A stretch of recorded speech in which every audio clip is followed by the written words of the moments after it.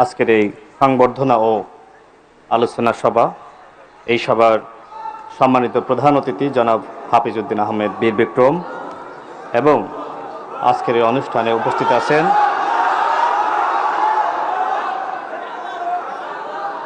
গণপ্রজাতন্ত্রী বাংলাদেশ সরকারের মাননীয় স্বরাষ্ট্রমন্ত্রী, মুক্তিযোদ্ধা বিষয়ক মন্ত্রী এবং আমার সামনে উপস্থিত বাংলাদেশ জাতীয়তাবাদী দল বিএনপির নেতৃবৃন্দ, বাংলাদেশ জামাত ইসলামের নেতৃবৃন্দ, বাংলাদেশ এনসিপির নেতৃবৃন্দ সহ উপস্থিত অতিথিবৃন্দ, আপনাদের সবাইকে শুভেচ্ছা এবং সালাম। আসসালামু আলাইকুম। আজকের এই অনুষ্ঠানে আমাদের মহামান্য রাষ্ট্রপতি উপস্থিত আছেন এবং তার উপস্থিতিতে আমাদের জুলাই যোদ্ধা এবং জুলাই শহীদ পরিবারের যে অবদান, সেই অবদানকে রাষ্ট্রীয়ভাবে স্বীকৃতি দেওয়ার জন্য আজকের এই আয়োজন। বক্তব্য দেওয়ার শুরুতে অনেকে হয়তো সংক্ষুব্ধ হয়েছেন, কিছু প্রতিক্রিয়া ব্যক্ত করেছেন। আমি আপনাদের এই প্রতিক্রিয়াকে স্বাগত জানাচ্ছি।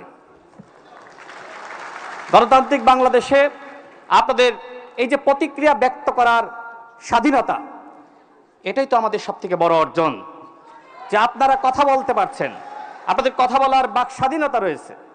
সুতরাং এই বাক স্বাধীনতাকে আমরা মূল্যায়ন করে সামনের দিনে আমরা অগ্রসর হব ইনশাআল্লাহ। অনুষ্ঠানের এ পর্যায়ে বক্তব্য প্রদান করবেন মাননীয় প্রধানমন্ত্রীর রাজনৈতিক সহকারী Mohammad Rashed Khan. Now I would request Mr.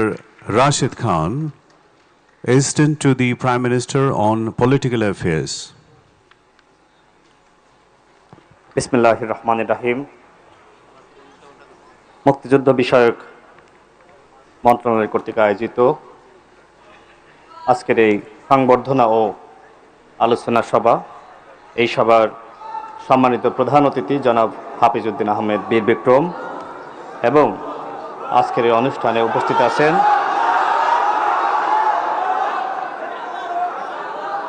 গণপ্রজাতন্ত্রী বাংলাদেশ সরকারের মাননীয় স্বরাষ্ট্রমন্ত্রী, মুক্তিযোদ্ধা বিষয়ক মন্ত্রী এবং আমার সামনে উপস্থিত বাংলাদেশ জাতীয়তাবাদী দল বিএনপির নেতৃবৃন্দ, বাংলাদেশ জামাত ইসলামের নেতৃবৃন্দ, বাংলাদেশ এনসিপির নেতৃবৃন্দ সহ উপস্থিত অতিথিবৃন্দ, আপনাদের সবাইকে শুভেচ্ছা এবং সালাম। আসসালামু আলাইকুম। আজকের এই অনুষ্ঠানে আমাদের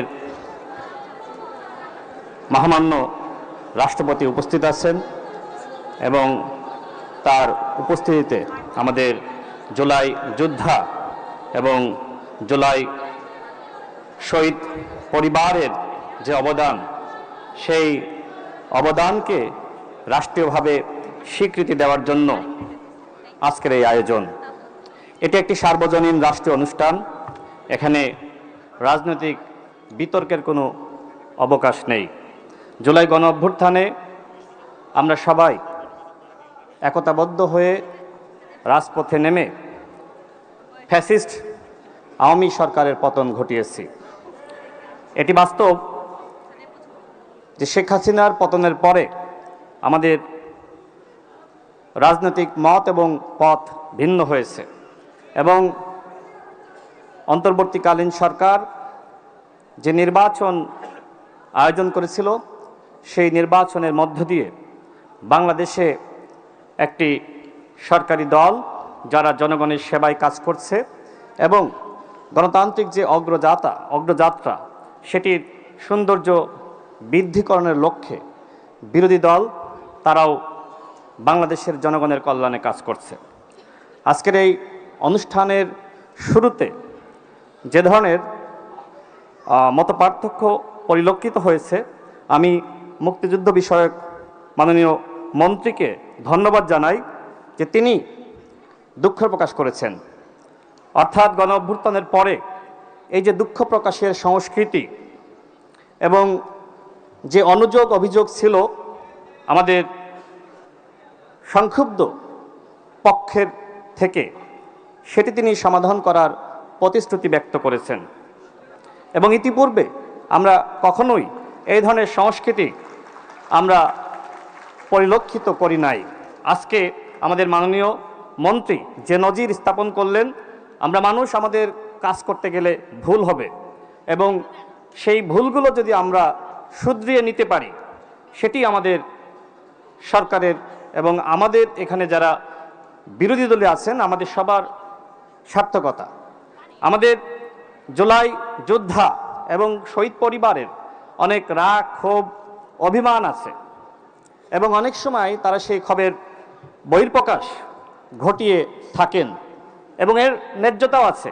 অন্তর্বর্তীকালীন সরকারের কাছে আপনাদের অনেকের অনেক বেশি প্রত্যাশা ছিল, হয়তো তার পুরোটা পূরণ করা সম্ভবপর হয়নি এবং বর্তমানে বিএনপি সরকার ক্ষমতায় রয়েছে, আপনাদের অনেকের অনেক প্রত্যাশা রয়েছে।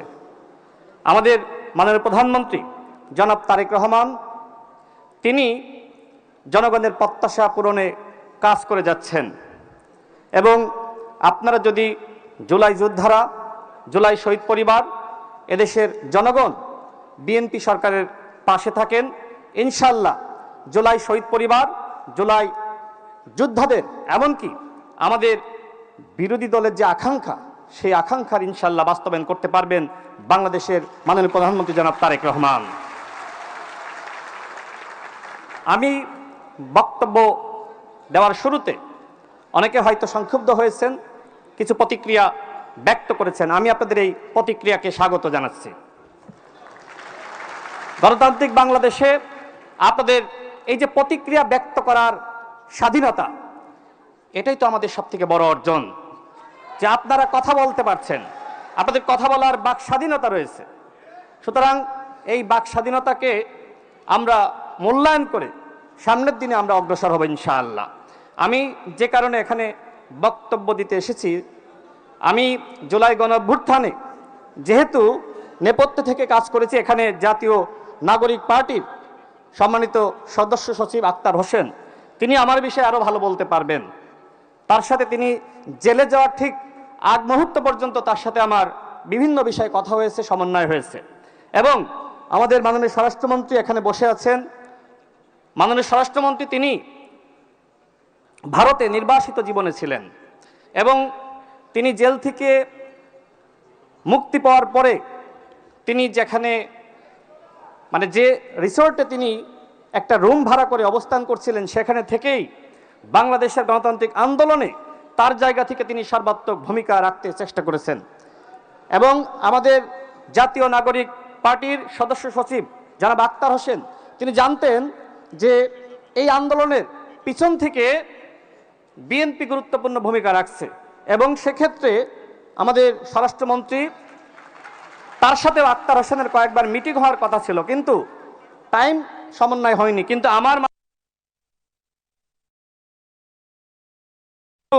আমি আক্তার হোসেনের কাছে পৌঁছে দিয়েছি।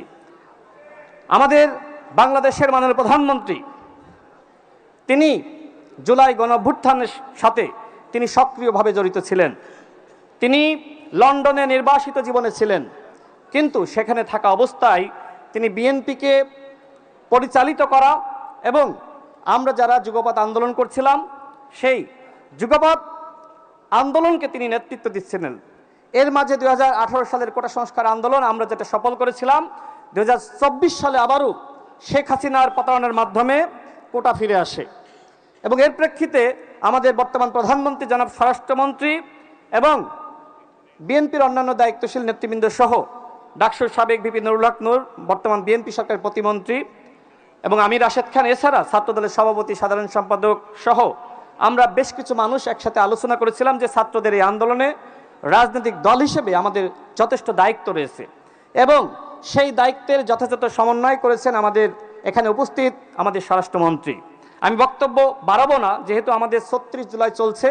আমি সবার অবদান স্বীকার করতে চাই। আমি স্বচক্ষে আমি যতটুকু জানি, যতটুকু আমি দেখেছি, আমাদের স্বরাষ্ট্রমন্ত্রীর সাথে আমি একদিন কথা বলছিলাম, যেহেতু তিনি মাননীয় প্রধানমন্ত্রীর পক্ষ থেকে জুলাই গণঅভ্যুত্থানে তিনি রাজনৈতিক দলগুলোকে সমন্বয় করার দায়িত্ব পালন করছিলেন। তো সেক্ষেত্রে এখানে জামাত ইসলামের সেক্রেটারি জেনারেল উপস্থিত আছেন। আমি তার কাছে জিজ্ঞেস করছিলাম যে ওই সময় আসলে জামাতের কোন নেতার সাথে আপনি কথা বলতেন। তিনি বলেছিলেন যে জামাতের বর্তমান এমপি আব্দুল্লাহ মোহাম্মদ তাহের সাহেব। তো আমি জুলাই গণঅভ্যুত্থান নিয়ে একটি ইতিহাস লিপিবদ্ধ করতে গিয়ে আমি এই তথ্যগুলো পেয়েছি। সেক্ষেত্রে আমি আবার আব্দুল্লাহ মোহাম্মদ তাহের ভাইয়ের সাথে কথা বলেছিলাম যে জুলাই গণঅভ্যুত্থানের সময় বিএনপির কোন নেতার সাথে আপনার সব থেকে বেশি কথা হতো বা সমন্বয় হতো। তিনি আমাকে বলেছিলেন বর্তমান স্বরাষ্ট্রমন্ত্রী জনাব সালাউদ্দিন আহমেদ। আপনারা আব্দুল্লাহ মোহাম্মদ তাহের ভাইকে জিজ্ঞেস করতে পারেন। অর্থাৎ গণঅভ্যুত্থানের সময় বিএনপি, জামাত ইসলাম, এমন এনসিপি সেই সময় গঠিত হয়নি, ছাত্ররা ছিল, আমরা সবাই একসাথে কাজ করেছি। এছাড়া গণতন্ত্র মঞ্চের অন্তর্ভুক্ত দলগুলো, এখানে গণসংহতি আন্দোলনের সভাপতি আমাদের জুনায়েদ সাকিব ভাই আছেন, আরও যারা বাম প্রগতিশীল, এমনকি হেফাজতে ইসলাম, এমনকি আমি হেফাজতে ইসলামের নেতৃবৃন্দের সাথে কথা বলেছি যে জুলাই গণঅভ্যুত্থানের সময় বিএনপির পক্ষ থেকে আসলে কি ধরনের ভূমিকা ছিল আপনাদের সহযোগিতা করার জন্য। তো সেক্ষেত্রে হেফাজতে ইসলামের নেতৃবৃন্দ আমাকে যেটি জানিয়েছে যে হেফাজতে ইসলামের সাথেও সমন্বয় করেছে আমাদের এখানে উপস্থিত বর্তমান স্বরাষ্ট্রমন্ত্রী। আমি কারোর অবদান অস্বীকার করছি না, জামাত ইসলামের ভূমিকা আছে, সেটা তো আমি বললামই যে আমাদের স্বরাষ্ট্রমন্ত্রীর সাথে আব্দুল্লাহ মোহাম্মদ তাহের ভাইয়ের যোগাযোগ ছিল এবং পুরো সমন্বয়টা হয়েছে। অর্থাৎ গণঅভ্যুত্থানের সময় আমরা একসাথে কাজ করেছি। এখন রাজনৈতিক বাস্তবতায় আমাদের মত এবং পথ ভিন্ন হয়ে গেছে। আমি মনে করি আপনাদের উচিত হবে এটিকে শ্রদ্ধা করা। একটি গণতান্ত্রিক রাষ্ট্রে সরকারি দল থাকবে, বিরোধী দল থাকবে, কিন্তু আমাদের মধ্যে যদি সহনশীলতা, ধৈর্যশীলতা না থাকে তাহলে বাংলাদেশকে এগিয়ে নিয়ে যাওয়া আমাদের পক্ষে কঠিন হবে। আজকে এখানে আপনারা যারা উপস্থিত হয়েছেন, মুক্তিযুদ্ধ বিষয়ক মন্ত্রণালয়ের পক্ষ থেকে যে আয়োজন হয়েছে, আমাদের মহামান্য রাষ্ট্রপতি জনাব হাফিজউদ্দিন আহমেদ বীর বিক্রম এখানে উপস্থিত আছেন। আজকে যারা জুলাই শহীদ পরিবার, জুলাই যোদ্ধারা উপস্থিত হয়েছেন, আপনাদের অবদানে এই নতুন বাংলাদেশ, এই নতুন বাংলাদেশে আপনারা যাতে ভালো থাকেন, এই জাতি ভালো থাকে এবং আপনাদের সমস্ত দাবি ইনশাল্লাহ আমি দৃঢ় বিশ্বাস করি আমাদের মাননীয় প্রধানমন্ত্রী জনাব তারেক রহমান পূরণ করবেন। এবং এই বাংলাদেশ শহীদদের বাংলাদেশ, যেমনিভাবে ৭১-এর মহান মুক্তিযোদ্ধাদের আমাদের স্মরণ করতে হবে, ঠিক একইভাবে ২৪শে জুলাই যোদ্ধা এবং শহীদদের আমাদের মনে রাখতে হবে, স্মরণ করতে হবে। আমি আবারও আপনাদেরকে ধন্যবাদ জানিয়ে আমার বক্তব্য শেষ করছি। আল্লাহ হাফেজ, ভালো থাকবেন। আসসালামু আলাইকুম।